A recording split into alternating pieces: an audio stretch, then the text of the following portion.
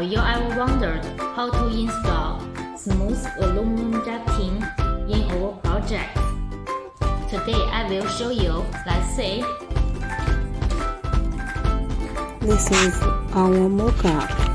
You can see from the mock-up, the aluminum jacketing is wrapped around the pipeline, and the aluminum jacketing should be overlapped under the joints.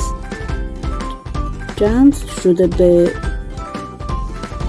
sealed by sealant.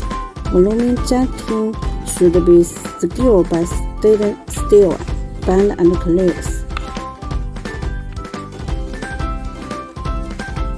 Okay, if you have any question about the installation of smooth aluminum jacketing, welcome to contact us.